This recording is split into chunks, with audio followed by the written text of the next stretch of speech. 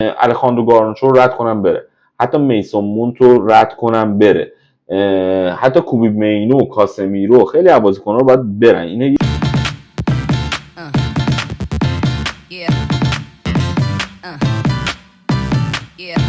سلام، امروز میخوایم برسیم به فینال لیگ اروپا، بازی یونایتد و تاتنهام، قهرمانی تاتنهام بعد از سالها، و اینکه یه بررسی اجمالی داشته باشیم نسبت به بازی، ببینیم بازی چه جور بود. میلاد میخواد شروع کن بازی رو، من ادامه میدم.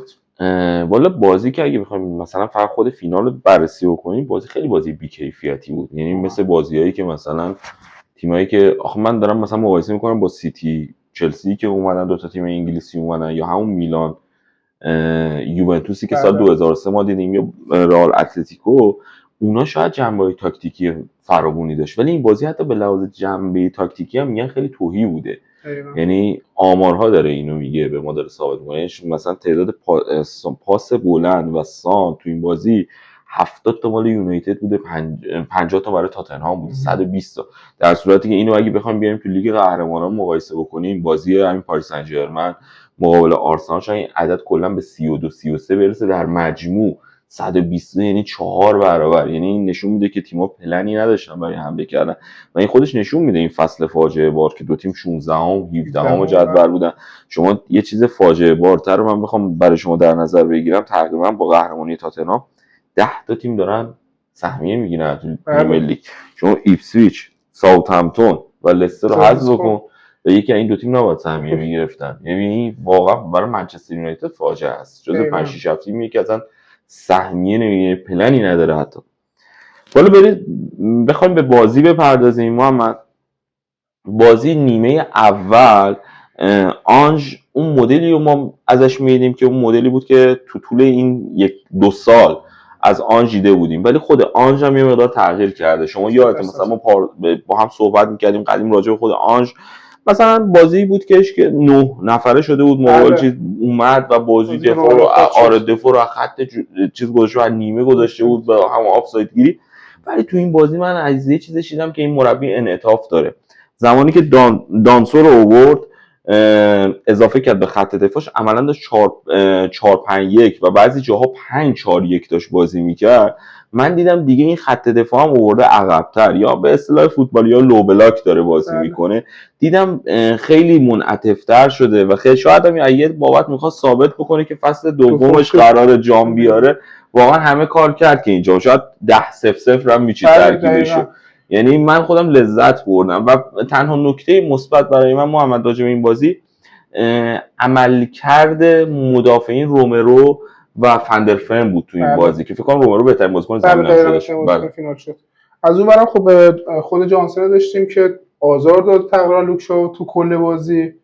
اون بازم میرسیم به همون اتفاقاتی که برای یونایتد افتاده تا به رسیده به این حالا به فینالی که اصلا حالا میشه مثلا حقش نبود که اینجا باشه. اون اصلا کاری بازی لیگ اروپاش ندارم، این اومدن به فینال و اگر قهرمان میشد انگار بازی مثلا مسکن واسه دردای یونایتدی که چند سال نشون داده اصلا تو جایگاه خودش نیستش، هی پله رفته ذره بالا دوباره اومده پایین. بعد مورینیو دیدیم که چه اتفاقی واسه تیم افتاد، بازیکن‌های گرونی که اضافه شدن به تیم، خطی که این بازی دیگه نمود همه اینا بود این چند هفته اخیر و همین فینالی که الان داشتیم می‌دیدیم با هم دیگه. این دیگه نمود کاملش بود دیگه. تیم شلخته بازی میکنه، تیم آپشنایی که برای حمله داره خیلی محدوده. به قول تو همون زدن زیر توپ‌هایی که توپ از دفاع بیاره حمله یا سانتر جناحی. شما اصلا یه ساده اش ببخشید میونه کلمات مگوایر رو داره برمی‌داره میبره به عنوان مهاجم، 10 دقیقه آخر داره اضافه میکنه. انگار امیر قلعه‌نویی اصلا کلا آره 70 داشت کارو یعنی این از برای من از آموری من این توقع رو ندارم که این چرا بازی. خب ببین همیشه هم نتیجه گرفتن خب خودش باعث میشه که شما این ضعف رو چیز بکنید. آره شما مثلا بازی با لیون همین کارو که تقریبا جواب گرفت دیگه، یعنی اصلا بازی برگشت دیگه از همین.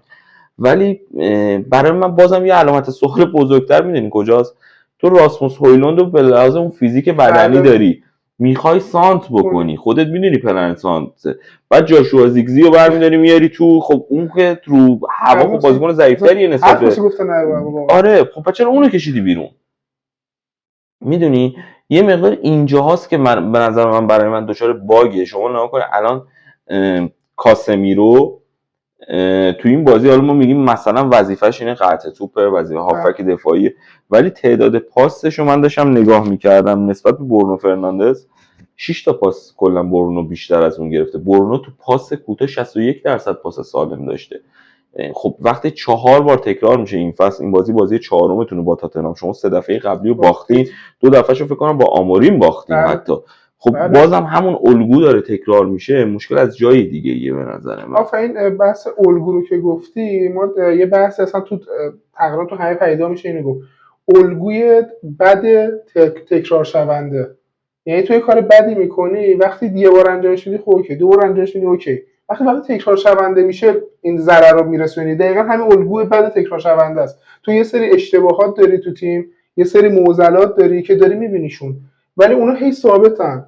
تو اگه تو یه بعضی وقت میگم یه روندی میخواد آدم میبره جلو، میگه که آقا من الان نقطه A ام میخوام برسم نقطه B، بعد این کارا رو انجام بدم برسم نقطه B. یه بازه زمانی ما هی داریم میبینیم درجا زدن رو داریم میبینیم، انگار اون نقطه B اصلا گم شده، هدفی که دارن، تارگتی که دارن میخوام بهش برسم انگار گم شده. حالا باز همه اینا نمیشه، حالا اگه بخوام فقط به این بازی برسیم، میگم این بازی دقیقاً نموده این فصل دوم یا حتی 3 سال اخیر. اصلا ما تو بخش دوم صحبتامون من دوست دارم راجع به منچستر یونایتد صحبت بکنیم. مثلا راجع به منچستر صحبت میکنیم که اصلا چی شد، مثلا اریک تن هاگ، نمیدونم ژوزه، رالف، نمیدونم اوله گونار سولشر، دیوید مویس، همه اینا، لوئیس فان خال، همه اینا مثلا نتیجه نگرفتن، ولی یه سری چیزا بچه مشترک بین همشون هست. ما قراره راجع اون بچه مشترک صحبت بکنیم. اونم صحبت می‌کنیم. ولی واسه خود بازی من حالا تیکه تیکه که داشتم دوباره بازی رو نگاه می‌کردم، داشتم دوباره تیکه تیکه بازی رو نگاه می‌کردم، یعنی رو دور تون تقریبا داشتم بازی رو دوباره نگاه می‌کردم. اصلا میگم این آپشن های حمله کردن، آپشن های دفاع کردن، تاکتیک های تیمی که بعد داشته باشی، ایجاد مثلث یا هم مربع که بخوام تو هم خط دفاع انجام بدیم، هم تو خط حمله رو من اینو تو یونایتد نمیبینمش. یعنی چیزی که ازش دارم میبینم پاس اول برسه، یا از این ور حالا دو تا مثلا وینگ بک اگه بخوام حساب کنیم، آماد بیاد این ور مزروعی مثلا باشه، تو بیاد یه خطی رو رد کنه، سانتر بلند بکنه، یا حالا بکشه پشت مهاجم، از اون برم هویلند تا اونجا که بودش بیا توپ اولو بگیره، پشت به دروازه حریفی توپو بگیره، یه ذره نگه داره، حالا ببینه بازیکن میاد یا نه. تقریبا فقط همین داشتن تکرار میکردن. وقتی این تکرار رو شما دارید انجام میدید، وقتی موفق نمیشید و پلن بی و سی داشته باشید براش دیگه. پلن بی چیه، پلن سی چیه، مگوار بیاد حالا جلو. میگم انقدر داره این قضیه رو تکرار میکنه، تو خود این بازی خیلی تکرار کردش، خیلی اتفاق افتاد، تو بازی قبلا داشتیم میدیدیمش، ولی یونایتد نیستش تو این بازی که نبوده. از اون ور حالا تاتنهام هم به نظرم، یعنی نباید ازش بگذریم، ما تاتنهام بازی خوبی ارائه نداد که مثلا همون صحبت اولی کردی تو سطح بازی پایین بود. تاتنهام دقیقاً به همین شکل تاتنهامی نیستش که اون تاتنهام جنگنده نیستش. حالا این فصل نبوده برسیم دوباره به همین بازی. اون حالا کاری که تو خط دفاع میکنه بهترین کارش فقط به نظر اون پرس رو از جلویی بود که داشت انجام میداد، که خیلی هم کارت از یونایتد داد. تنها کاری خوبی که انجام داد پرس جلویی بود به نظرم، و اینکه از یه جایی به بعدم سعی کرد فقط بازی رو نگه داره دیگه. بله. یعنی اون موفقم بود. خیلی موفق بود. البته خب اینم باید بگیم، این بازم برمیگرده به حرف اول شما مثلا میگی منچستر پلن A و B و C. شاید منچستر، البته خب مثلا ببین موقعیتایی هم که اتفاق افتاد تو فعل و انفعال بود. شما رو کار تیمی منچستر هیچ موقعیتی رو نتونست خلق بکنه. به قول تو یه توپ میومد دست آماد، قرار بود 1 به مقابل 1 رو برداره، تبدیل به موقعیت بشه، بتونه یه کاتبکی بکنه، یا اون وقت بهترین بازیکن یونایتد تو این بازی پاتریک دورگو بود. دقیقاً. که البته این خودش نشون دهنده اینا که مثلا تنها بازیکنی هم هست که زمان آماری به تیم اضافه شده. خب چرا؟ بعد انتقاد از اینه که چرا مثلا گارناچو از ابتدا بازی نکرده. من کنفرانس مطبوعاتی آموریمو دیدم، آموریم به این اشاره کرد خب اگر بازی با بیلبائو رو کی برای ما در آورد، یا مثلا کی جریان بازی رو عوض کرد. خب همین میسون مونت بود، اون موقع همه ازش تعریف میکردن مثلا احیا شده، ولی خب گارناچوی نبود اون موقع. تو این مدت هم نشون داده که رابطه گارناچو و آموریم رابطه خوبی نیست، که حتی بعد رفتن کواراتسخلیا به ناپولی به پی اس جی، ناپولی دنبالش بود و اگر اون رقم 75 تا 80 میلیون یورویی که منچستر یونایتد درخواست کرد براش، اگر اون اتفاق نمیافتاد شاید میتونستن با یه رقم معقول بفروشنش. و چقدر خوب بوده که اگر میفروختنش. الان منچستر تقریبا فکر کنم 70 میلیون پوند اون چیزی که من در خبرها دارم دنبال میکنم 70 تا 80 میلیون پوند بودجه این فصلشه، به اضافه فروش. یعنی مازاد فروشی که براش اتفاق بیفته که حالا جیدون سانچو، رشفورد، آنتونی سه تا گزینه اصلی هم برای فروش، حالا دیگه تا ببینیم چی اتفاق میفته. ولی من این وضعیتی که دارم میبینم برای یونایتد وضعیت مناسبی نیست برای حتی برای فصل آینده، چون قراره تو کورس قرار بگیرن اینا. حتی سالی که سهمیه اروپایی رو از دست بدن تقریبا اون پروژه عقب‌تر میفته. آره، چون الان خود ردکلیف حتی اعلام کردش که زمانی که 29% سهام خرید از گلیزرها، گفت باشگاه ما در آستانه ورشکستگی. اینا در حدی وضعشون خراب بود که جشن‌های سالیانه‌ای که هر سال میگرفتن رو قطع کردن، حقوق سر الکس فرگوسن رو قطع کردن. میدونی یعنی اینقدر اوضاع تو باشگاه یونایتد خرابه. بله. فعلا به خاطر همین من تابستون خیلی شلوغی رو تصور میکنم اتفاقا برای یونایتد، ولی سخت. بله. خیلی از سخت. اون برای حالا کلا اسم یونایتد که وسوسه برانگیز هست، بله. بازیکن اسم جذابیه، هنوز اسم جذابی، اون جذابیت شاید یه ذره خدشه روش افتاده باشه ولی هستش، همچنان هستش. ولی از اون همین حرفی که تو میزنی سهمیه نگرفتن و تو دید نبودن بازیکن برای لیگ‌های اروپایی خیلی اثرگذاره تو اومدن بازیکن. تو خودت مثلا جای یوکرش بودی الان همزمان از آرسنال و یونایتد کدوم پیشنهاد تو قبول می‌کردی؟ 100% آرسنال الان. آره قطعا تو مثلا آخرین تکه از اون پازل تاکتیکی هم بودی. یعنی هر فصل یه فصل میگه که آرسنال مهاجم نوک نداشته آسیب دقیقاً. تو مهاجم نوکی که میخوانه میاد و امکان نتیجه گرفتنت هم خیلی، چون حداقل اون پروژه 5 سال تا جلوتره حداقل. با اینکه انتقاد بسیاری به آرتتا هست که بعدا باید بهش حتما بله چیکار کرده، ولی باز دقیقاً به این حال با این حال این قضیه هستش که روز صفر نیستی دیگه، الان اول راه نیستی. خیلی جلوتره. آره یا آموریمی حالا اومده داره کار میکنه، میگم این حتما الان بهش میپردازیم یه ذره کلی‌تر میرسیم بهش که آموری کنه بهش بگیم که چیکار کرده. اصلا آموری منچستر تنها هر کی اصلا ببین کجای کاری برای منچستر. از اون برم اون اصلا اگه اریک گارسیا ضربهشو محکم‌تر می‌زد یه ذره زاویه داشت قطعا زومر نمی‌تونست ببین. قطعا رفلکس زومر در اون صحنه فوق‌العاده بوده، یعنی یه وحشتناکی می‌دونم.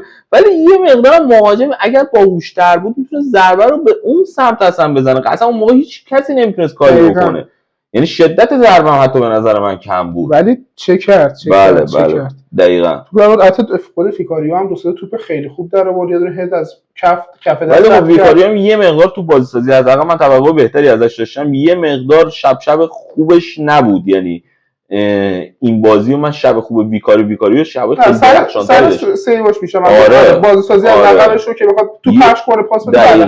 دقیقاً. سوتی هم داد چند بار که میتونست مثلا سوتی که میگم نه که مستقیم بخواد سوتی بده، میتونست خیلی پاس بهتری بده که موقعیت بهتر ایجاد کنه. از اونورم اونانا رو باز ما داریم تو دروازه. محمد اون گلره که خورد واقعا مقصر نبود. گلش مقصر نیست. واقعا یه ببین رو اون گل من هم دورگو رو مقصر میدونم هم لوکشا، ولی لوکشا رو بیشتر مقصر میدونم. موقع وقتی تو منطقه 6 قدم شما برتری 3-1 داری، وقتی میاد اون توپو میاد قطع میکنه، حالا درسته یه سری اتفاقات هم بود، یعنی اون ضربه مسیر توپ عوض بشه بخوره به تنه لوکشا بره کنج دروازه که یعنی واقعا نمیدونم اگه قرار بود اونانا اون توپو بگیره به نظرم بهترین واکنش لیگ اروپا بود. چون خیلی سخت بود اون توپ گرفتنش، واقعا سخت. ولی حجمه‌ای که کلا این فصل حالا و فصل قبل روی اونانا بوده، از زمانی که اونانا اومده یونایتد، این حجمه‌ای که روش اومده، اول که با مبلغ قابل توجهی اومد، بازیکنی که فری ایجنت اومده بود اینتر رو با مبلغ قابل توجه گرفتن که اینتر الان با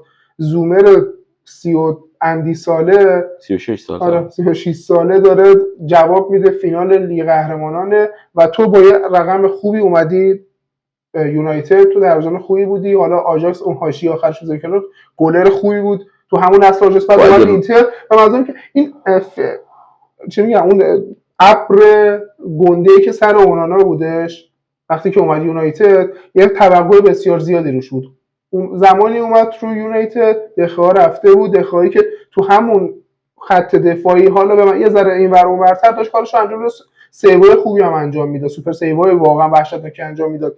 این گل خوردنا یا بعضی وقتا ارورایی که منجر به گل شده، اون اشتباهاتی که خود دروازه‌بان میکنه منجر به گل میشه، یه مقداری اول کار دستش شد به نظر من و حجم زیادی اومد روش، همین حجمی که رو هری مگوایر هم بودش. یعنی حجمه به نظرم یه ذره از اون کیفیت اونانا رو گرفته کلا تو طول زمان. 100%. آره حتی درصد سیوش و اینا هم داره همین نشون میده بهمون، ولی خب هنوز که هنوزه درصد سیوش پارسال هم خب انتقادات زیاد بود، پارسال جز 3 گلر برتر بود به لحاظ درصد سیو. فکر کنم 3 و خورده هر بازی سیو داشت. بعد میزان ایکس جی به گلی هم که خورده مثلا شاید اون ایکس جی در حد مثلا 30 گل بوده ولی این مثلا 23 تا گل خورده، یعنی 7 تا نجات از گل داشته.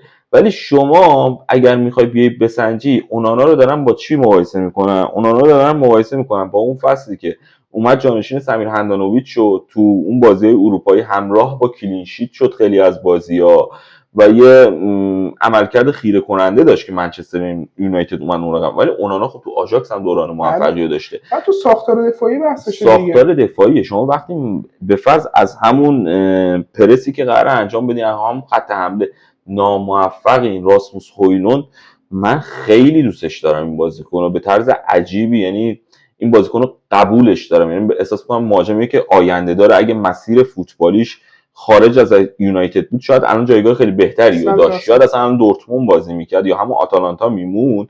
الان ما صحبت از این میکردیم که یه بازیکنی شبیه به ارلینگ هالند یا نمیدونم همین یوکرشی که الان صحبت شاید از هویلوند بیشتر ما میشنویم تا یوکرش، ولی خب یه مقدار مسیر فوتبالیه اینو به یه دره داره پیش میبره. یه بازیکن 21 ساله است، این برای یه بازیکن خیلی بده که بعد تمرین میگن 2 ساعت میشینه گریه میکنه، بعد هنوز خودشو تو اون اتمسفر نتونسته جا بذاره.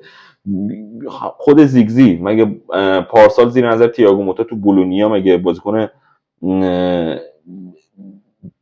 میدونید چی دارم بدونم بازیکنی بود که به عنوان ستاره اون تیم شناخته میشد، ولی الان تو یونایتد اصلا انگار لای خط دفاعی گم میشه، یعنی شما الان محو میشه انگار زیگزی. شما اینو در نظر بگید خب یه بازیکنی که تو سن 21 سالگی خب سخته. ببین شما توقعی که یونایتد میره، یونایتد یه اشتباهی که کرد اگه قرار بود زوج سازی بکنه با زیگزی و هویلوند، کاش میرفت دنبال یه بازیکنی مثل آیون تونی که اون لیگو تجربه کرده، 29 30 سالشه، حداقل یک مهاجم سن و سالدار در کنار یک مهاجم با تجربه بود.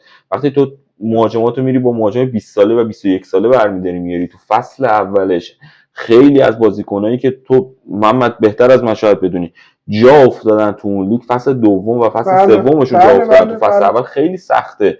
چرا آنتونی از منچستر یونایتد میره به رئال بتیس عملکردش خیره کننده میشه؟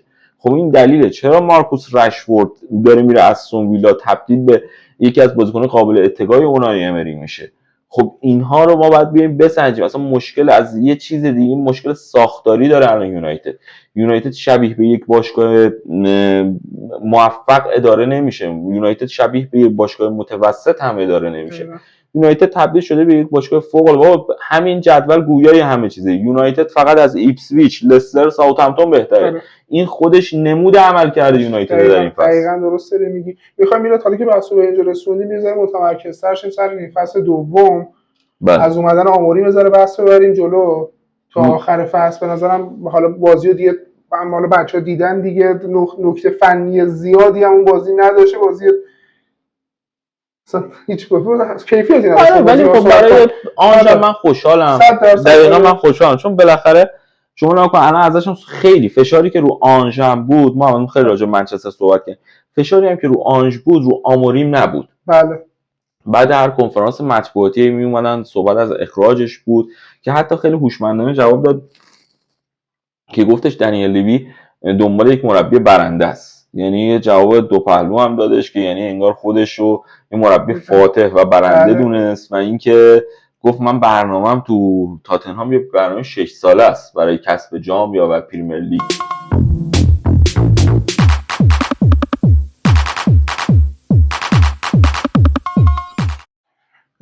به نظر میاد دیگه حالا اینجا صحبت کردیم، اگه اوکی هستی که بپردازیم به یونایتد. این فصل یونایتد حالا در خصوص یه صحبتی بکنیم. این فصل اول چجوری گذشت، رسیدیم وسط فصل آماریم اومد، تیم تحت فشار بسیار زیاد از طرف هوادارا و حالا فوتبال دوستا بوده، هم انتقادهای عجیب غریبی بهش شده. الانم که اومد میگم این فینال که از دست داد که آخرین اون به نظرم دیگه تیکه پازل بود که میتونست برسه به لیگ قهرمانان، بگی اصلا فصلم خوب تموم شده، سهمیه رو گرفت، فصلشو عوض بود. آره دقیقاً انگار اصلا پلات تویستی میشد اون وسط که انگار برگشته آخر داستان. 17ام جدول همه چی رو از دست داده ولی پروژه آماری هنوز برپاست. یا میلاد صحبت کنیم که اصلا چجوری شد که اصلا به اینجا رسیدیم؟ ببین من میگم یه پلی بزنیم به بازی اف ای کاپ پارسال که تو ومبلی منسیتی رو بردن و اون موقع ببین رسانه اتلتیک رسانه‌ایه که تماشاگر برای خرج میکنه، یه پول مازاد میده به خاطر اینکه به اون خبر چی بهش میگن بعد آره دسترسی داشته باشه، خبرهای بیشتری بخونه و خبرهای تخصصی تری بخونه. اون موقع نظرسنجی گذاشتم فردای روز فینال اتلتیک تقریبا فکر کنم 69% یا 72% اگه اشتباه نکنم، یعنی تقریبا 70% شما در نظر بگی تمام هوادار یونایتد موافق موندن اریک تن هاگ روی نیمکت منچستر یونایتد و دومین گزینه پوچتینو بود که هنوز پوزیشن نگرفته بود، یعنی قبل این بود که تیم ملی بگیره. بعدش فصل شروع کردن هولوش 230 میلیون یورو بودجه دادن که اوگارته، مزراوی، دلیخ، راسموس هویلون، زیگزی خیلی بازیکن برای زیاد خریدن دیگه. بعد ولی از همون هفته اول یه بندی هم تو قرارداد اریک تن هاگ بود جالبش که تمدید شد. یعنی حتی یونایتد اگه بخوام به آمار نگاه بکنیم بعد رفتن سر الکس فرگوسن اریک تن هاگ 52% پیروزی داشته، یعنی جوزه 54 بوده، اریک تن هاگ 52% بوده، به رالف فقط 44% بود که الان آماری فکر کنم 1.20 1.30 تقریبا 26-7% آره بکنم زیر 1.30. بعد شما در نظر بگیر دیگه الان مثلا رالف که 44% بوده، اولگونار سولشر فکر کنم 50% بوده. آمار نگاه می‌کنیم دومین سرمربی موفق بوده دیگه. و شما یه سرمربی ورزشی آوردیم محمد اینجا که الان مثلا بحثمون شروع میشه. تن هاگ تو آژاکس با آماریم تو اسپورتینگ اون فصل موفقی تو اروپا داشت، آژاکس رو قهرمان کرد، چند ثانیه تا فینال لیگ قهرمانان که اگه اون درخشش لوکاس مورا تو تاتنهام نبود چند ثانیه فاصله داشت. آماری هم این فصل تیمش اول بود، 4 تا به منسیتی زد تو لیگ قهرمانان، تو 8 تا بود، دوم سوم بود اصلا اول بود. یه مقطع اول بود حتی. و اینکه تو چیزام که تو 9 تا بازی با اسپورتینگ فکر کنم 30 گل زده و 2 گل خورده بود، یعنی عملکرد وحشتناکی. تازه قهرمانی فصل قبلی هم که آورد دقیقاً این فصل هم که قطعا قهرمان بود. اگه اون امتیازا رو اول فصل آماریم جمع می‌کرد شاید اسپورتینگ قهرمان نمی‌شد همین الان. خب شما بیاین این دوتا مربی ورزشی آوردیم با دوتا. شما الان به نظر من اریک تن هاگ یک شکست خورده در یونایتد دیگه، ولی از نظر من کریر مربیگری اریک تن هاگ خیلی جا داره برای پیشرفت. یعنی من خودم اریک تن هاگ رو به عنوان یک مربی قبول دارم که اون هم میشه مربی که زمان پپ گواردیولا فکر کنم مربی جوانان بارسلونا بود و خود پپ ازش کلی تمجید میکنه، کلی این آدم تحسین میکنه به خاطر فهم مربیگری این آدم. خب شما وقتی این مربی نوگرا برداشتین، مربی سنتی مثل دیوید مویس برداشتین آوردین، مربی برداشتین مثل ژوزه مورینیو که مربی بالاخره جواب تو پرمیر لیگ 3 بار قهرمان شده، 3 بار قهرمانیش میگه من 3 بار قهرمان شدم بقیه یه دفعه قهرمان شدن، اینو هر چند دفعه قهرمان شد. خب وقتی این مربی‌ها رو برنامه نتیجه نمیگیریم، مربی یه جای دیگه میلنگه. کجا میلنگه؟ من اتفاقا کار آموریمو از الان به بعد خیلی راحت تر میبینم، چون منچستر یونایتد توی برهه‌ای در زمان گلیزرها به لحاظ مدیریتی انگار به 100 سال پیش اینا داشتن مدیریت میشد و بازیکن میخریدن. شما نگاه کنین تو زمان گلیزرها چند تا بازیکن 80 میلیونی 70 میلیونی اینا خریدن بلا استفاده. الان شما نگاه بکنین یه عمر برادا اومده، اینیوس اومده، اینا همشون به لحاظ فهم فوتبالی آدمای عاقلی ان، آدمایی ان که امتحان پس دادن و این باعث میشه که به نظر من یونایتد با همین آماریم حداقل نیاز به 4 پنجره نقل و انتقالاتی داره که اگر این خیلی بازیکن مازاد داره. محمد ویکتور لیندلوف باید از این تیم بره، این تیم کاسمیرو رو باید از شهر دست، یعنی واقعا اگه باشگاهی از عربستان یا هر جا پیدا میشه به نظر من باید کاسمیرو اول پیشنهادی که شاید بره اصلا واقعا باید بره. یه بازیکنی مثل آنتونی به نظر من تو این تیم جواب نخواهد داد و نمیده و اگر برش گردونن به نظر برای این تیم سم. حتی با این تغییر رویکرد بازی که آماریم داره که اصلا دیگه به درد نمیخوره. اصلا اتفاقا بازیکن‌های جوونی، بازیکنایی که به نظر من تو ترکیب آماریم دارن خودشونو احیا میکنن که آماده که داره جواب میده. یه بازیکن 21 2 سال هست، یکی پاتریک دورگوه که انگار نیاز به دیده شدن داره. ببین بازیکنایی که به عنوان ستاره میان تو این منچستر و این تیم تو نرفتن به چمپیونز لیگ، سهمیه نگرفتن، دچار ضعف میشه، انگار امیدشون از یه مقطعی از فصل از دست میدن و دیگه برای اون منچستر، برای اون پیراهن منچستر نمیجنگن، چون یه توقع دیگه ای دارن میان تو این تیم. ولی بازیکنایی که به نظر من خود ببین آموریم یه نکته مثبتی که داره، زمانی که هدایت اسپورتینگ لیسبون رو بر عهده گرفت، مدیر اینا یه آقایی بود به نام کاروالیو، مدیر عامل باشگاه، برونو کاروالیو، رینو کاروالیو چنین اسمی داشت، من اسمش شاید اشتباه بگم الان، ولی کاروالیو بود.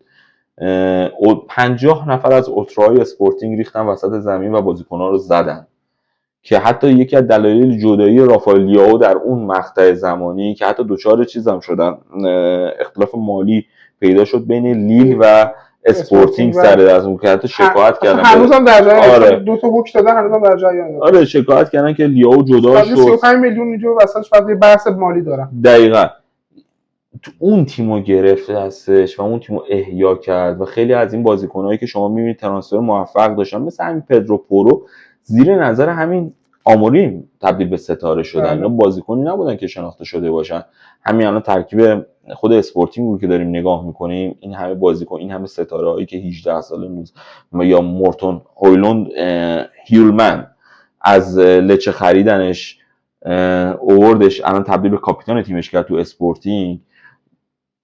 ببین چجوری بهت بگم، یه سری من کامل کنم حرف تو. دقیقاً کاری که در خود آموری میکنه تو تجربیات قبلیش نشون داده که میتونه یه سری بازیکنایی که تالنت هستن ولی به حقشون نرسیدن رو شکوفا بکنه. همین کارو تو یونایتد میکنه، ولی همون صحبتی که کردن در ادامه صحبتات دارم میگم، ولی یه سری بازیکن‌ها هستن که تموم شده است فوتبالشون، مثل لیندلوف و کاسمیرو که گفتی تموم شده است، یا کسی مثل آنتونی تو منچستر جواب نداد. ولی حالا باز مگوئر بهتر شده از زیر نظر. آفرین، مگوئر تموم شده نبودش. مگوئر اون فشار، آخه با قیمتی که خریدنش گرونتر مدافع بود، چون 90 تا 95 تا فکر کنم بهش پول دادن دیگه. 95 تا اومدی، همون صحبتی که تو بخش اول رو اونها کردیم، تو یکی دو تا اولش خیلی ضعف بوده و خداییش هم خیلی مقصر نبود سر اتفاقاتی افتاد. انگار مثلا شخصیت خب هم فشار خود دادن بازوبند کاپیتان بهش موثر بود. با مثلا چیزا شده بود این شخصیت‌های تو فیلم‌های کمدی که وسط یه اتفاق بدون اینکه بدونه قرار میگیره، همه اتفاقا رو کسایی دیگه رقم زدن، فقط این وسط رو واکنشش میده. آره دقیقاً افتاده بود اون وسط اتفاق افتاد، بعد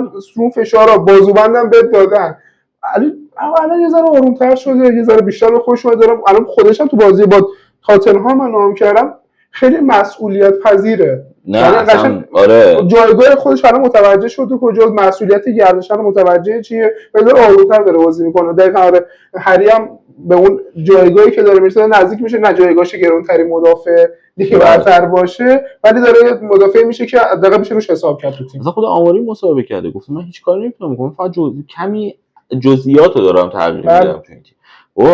خود ژابی آلونسو زمانی که هدایت بایر لورکوزن رو قبول کرد، شما اینو در نظر بگید که فصل اول رو دفاعش کار کرد بایر لورکوزن که این تیم وحشتناک فصل قبل نبودش که فصل دوم بود که خط حملش احیا شد. اول رو دفاعش کار. منچستر به عنوان یک تیم شکست خورده وارد میدون میشه، ما باید اینو بپذیریم. منچستر از نام منچستر فقط داره براش مونده، چیزی به عنوان یه باشگاه بزرگ با اون پیشینه تاریخی براش باقی نمونده. منچستر یونایتد تبدیل به باشگاه معمولی شده، یعنی همه باید اینو قبول بکنن. یعنی منچستری که زمان سر الکس فرگوسن با که هم منیجر بود به نظر من و هم کوچ بود، الان اون خلأ منیجر بودن رو داره تو تیمش. منچستر من احساس میکنم منچستر تا حداقل نیاز به 2 سال تا 3 سال زمان داره زیر نظر همین آیا آموری که بتونه به اون جایگاه و واقعی خوش یه برگرده. مقداری هم سر صحبتی کردی، یه مقداری هم از اون خرج کردنهای بی حساب کتاب دست برداره. خوب شده ما آره دقیقا میگم خیلی خوب شد. یه سری از بازیکن‌ها رو دارن رد میکنن میرن که حقوق وحشتناکی داشتن. اصلا شما میگم ما موارد این شکلی زیاد داریم که با دستمزد گرون، با مبالغ نقل و انتقالی بالا اومده با انگلیس فشار رو بازیکن. 2 تا تیتر ببخشید میرو رو سال میزنن یک شنبه بازیکن کلا تموم میشه. بازیکنی که چون 20 سالشه 21 سالشه یهو من یه تگ 100 تومن 100 میلیونی خورده روش.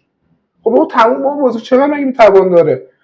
اصلا نداره. بعد از اون برم به قول تو دیگه مربی نبوده مثل الیس فرگوسن که اون نقش پدرانه منیجر بودن و مدیر بودن، اون پدر واقعا پدری میشه واسه اون باشگاه. اون دیگه نیستش. نه تنها مربی نیستش که اون کارو بکنه، هیچ فرد دیگه هم نیستش. از بزرگان باشگاه که اسطوره های باشگاه بودن هی دارن کم کم از باشگاه دور میشن. تاش اینه که تو توییتر تو اینستاگرام قبل بازی یه عکس بزن لوگو ماچ کنن دیگه.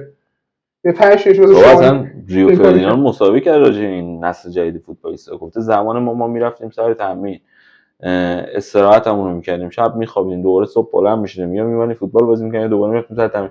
الان فوتبالیستا شدن تیک تاکر رو نمیدونم اینفلوئنسرن تا فوتبالیست بیشتر. بلاگر حوزه فوتبال شد. آره دقیقاً. چون شما حرفاشون مثلا سر پنالتی زدن پارسال نیمار و امباپه و اینا میرفتن پستایی که به نفع نیمار بود، نیمار میرفت لایک میکرد چیزی، انوار امباپه، یعنی جواباشون رو دارن این مدلی میدن دیگه. آره کار خراب میکنه دیگه. بعد حالا فکر کن همه اینم تسری بدیم، فکر کن یه باشگاهی که الان تو دوره افولشه، همه اتفاقا هم داره میفته، فشار رسانه‌ای بسیار زیادی روش. حالا آقای آموری اومده، آقای آموری هم خودش هم گرون اومده.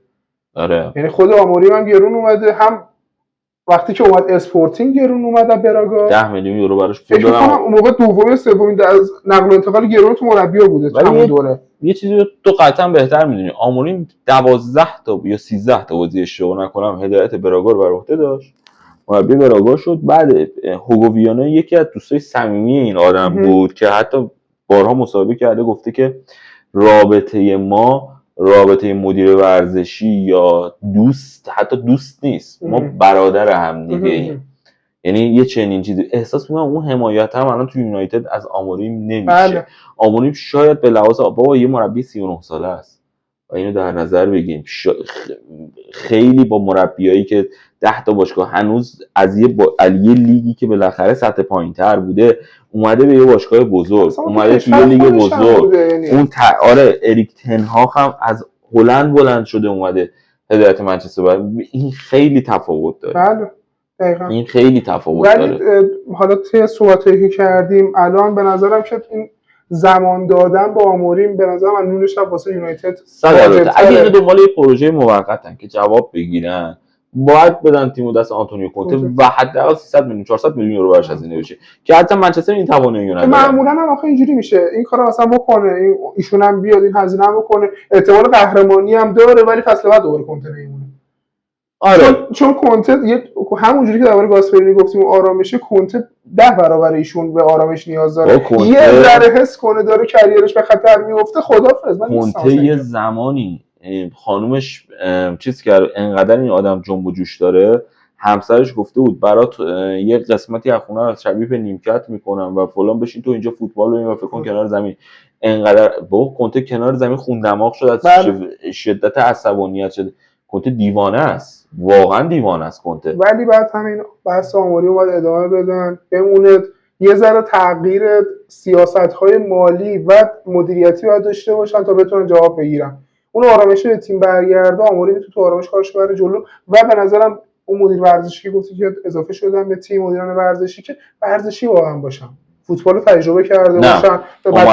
اصلا خیلی آدم باسواد فوتبال تو به عنوان مدیر تجربه کرده. حتی اومد یه خط و مشی هم تعیین کرد که گفت بیشترین حقوق و دریافتی و برونو میگیره دیگه، هیچ کس قرار نیست برونو فرناندز بیشتر بگیره. یعنی اصلا یکی از حاشیه تیم همینه دیگه. دقیقاً. که چجوری بره. حالا به نظر پیش بینی چیه برای فصل جدید یونایتد؟ یه پیش بینی دارم راجع به یونایتد، یه دونه ایدئال دارم برای ایدئال برای یونایتد اینه که بتونه سهمیه لیگ قهرمانان رو سال آینده بگیره. ولی یه پیش بینی دارم راجع به یونایتد اینه که سال آینده احساس میکنم یک بار در هفته بازی کردن فرصت دادن به آموریم نشون میده که ما یه چهره دیگه یا منچستر یونایتد خواهیم دید. من پیش بینیم با آرزوم شاید نزدیکم باشه، یعنی فکر میکنم بتونه بگیره. یه پیش بینی نقل و انتقالی هم واسهشون انجام بده. با به نظر چه بازیکنایی پیش بینی نکن، نظرتو بگو چه بازیکنایی تو تابستون به یونایتد بیان به نفع یونایتده. مثلا 3 تا بازیکن بگو. اگه ویکتور یوکرش پیشنهاد یونایتد رو قبول بکنه، به نظر من اون البته داره تو این تغییر دیگه اتفاق براش میفته، از پریمرا داره میاد. دقیقاً پریمیر لیگ. آره پریمیر لیگ یه مقدار سخته، ولی اگر یوکرش بیاد چون تحت آموزه‌های خود آموریم هم تبدیل به ویکتور یوکرش این هیولای عجیب غریب شده. یعنی آره جدی دارم میگم، همین الان شما نکن با ضریب 1.5 کفش طلا، یعنی اگر دو بود که امباپه اگر گل نزنه، آره اونا با 2 ضریب 2 و صلاح اگه نتونه گل بزنه تو این هفته آخر، صلاح نیاز به 2 تا گل داره، امباپه نیاز به 1 دونه داره، یعنی یه نیم بیشتر داره از امباپه. اگر نزنه گل نزنه کفش طلا به اگه 2 بود که 2 هفته پیش آره تموم بود، 100% تموم بود. میگم تبدیل به هیولا شده، مشکل گلزنی یونایتد حل میشه. ولی یونایتد محمد نیاز به 4 به یه پاتریک دورگو رو به چپ اضافه کرده، شما همون سمت زمین نیاز به یه بازیکن داری. حالا داره با آمات سعی میکنه که ازش اون وینگ بک رو بسازه، ولی خود اومدم این ترکیب آموریم که اون 3-4-2-1 یا 3-4-3 که ارائه میده نیاز داره به همون 3 دفاعی که به نظر من متیاس دلیخت، اگه متیاس دلیخت آماده باشه، چون تحت آموزه های آژاکس بوده، به عنوان یه دفاع وسط بازی سازی بلده. ببین الان از دلیخت نمیتونه استفاده بکنه این آدم. به نظر من خیلی میتونه برای یونایتد موفق باشه. خود لیساندرو مارتینزی که اونم تحت آموزش‌های آژاکس بوده، تو آژاکس پرورش یافته، که اینا رو همه رو تنها اومد می‌خواست اون فلسفه خودش رو تو تیم موفق نبود. اگه بتونه از اینا استفاده بکنه و یه برگ برنده عمدهش همون هفته یک دفعه بازی کردنه، همین فشار رو نداره، فقط 38 بازی لیگو داره، فرصت اینو داره که یک هفته، ببین این الان موقعی اضافه شده که اف ای کاپ بوده، نمیدونم لیگ اروپا بوده، لیگ بوده، تو هم باکسینگ دی اصلا اضافه شد. آره یه مقدار شرایط متفاوتی هم بوده. یعنی قبول یونایتد من احساس میکنم اگر الخاندرو گارناچو رو رد کنم بره، حتی میسون مونت رو رد کنم بره، حتی کوبی مینو، کاسمیرو، خیلی از بازیکن‌ها رو باید برن. اینا یه بازیکنی میخوام، یه بازیکن ایستاتر مثل ژائونوش، مثل ویتینیا، نمیدونم یه هافکی که بتونه اون حالتی کنترل داشته باشه، آفرین، بین حمله و دفاع بتونه یه ایستا بودن نه اینکه به منظور اینکه هافک کند باشه ایستا باشه، منظورش اون استاپ، اون پاوزیه که باید تو بازی بده، اونو اگه داشته باشه به نظر من میتونه موفق باشه. یعنی سال آینده میتونه رقابت نزدیکتری داشته. یعنی حتی اگه شما مثلا با لیورپول داره بازی میکنه، اگه با چلسی داره بازی میکنه، آرسنال داره بازی میکنه، حالا اینم نباید خدا وکیلی بگذاریم. خود یورگن کلوپ هم سال اولی که اومد هدایت لیورپول قبول کرد چیکار کرد؟ اومد فینال لیگ اروپا به سویا باختش و سهمیه هم نگرفت. اون ترکیبی که دست اون بچه هم بودم ترکیب عجیب غریبی. آره اونم خیلی ماماد ساخو. آره موضوع لالانا اون نمیدونم. آره اون ترکیب بود، ولی آره آخر شبیه به همه. شما اینم باید در نظر بگیرید. یعنی احساس میکنم آموریم لیاقت فرصت داشتن رو داره. 100% لیاقتشو داره و امیدوارم که هواداری یونایتد حداقل فصل بعد یه ذره خوشحال‌تر ادامه بدن، چون از یه جای فصل که کلا من اصلا به شما گفتم دیگه، میگم اتلتیک طرفدارای معمولی فوتبال نیستن که شما به خاطر یه برد مثلا انقدر براشون متفاوت باشه. وقتی یه هواداری که به عنوان حالت کارشناس میدونن اونا دیگه خودشونو انقدر فوتبالو بیش از اندازه دنبال میکنن و هزینه پرداخت میکنن، وقتی اونا 60-70% جامعه طرفدارشون رأی میدن به موندن آموریم، خب به نظر من امیدوارم که نه به تنها البته به تنها من آموریم به تنها، ولی انشالله امیدوارم که جواب بگیرن. حتی زیادم خودم چشم آب نمیخوره، یعنی به نظر خودم شاید هوادارا و مدیریت نتونه اون صبر لازم رو داشته باشه. 4 تا پنجره باید بهش فرصت آره اگه اون کارو بکنه که ایداله. همیشه اینا عقب میافتن. اگه قرار باشه همون رویکرد قبل باشه، دیوید مویس، لوئیس فنخال، نمیدونم مورینیو، تنهاخ، سولشر، رالف، اینا چرا نتیجه نگرفتن؟ خب همه که نمیشه که دیگه. بله میگم مشکل اونجاست. من میگم من رو آموریم شکی ندارم که میتونه موفق باشه، پتانسیلش قضیه فنی بالایی من به نظرم اون ور قضیه که دست آموریم نیست، اگه اون ور خوش اصلاح نکنه که الان داریم میبینیم که داره سعی میکنه اصلاح کنه، اگه ادامه دار باشه که چه بهتر، اگه نباشه دوباره همین باشه همین کاساست دیگه. آقا شکر. خیلی مخلصم. مرسی.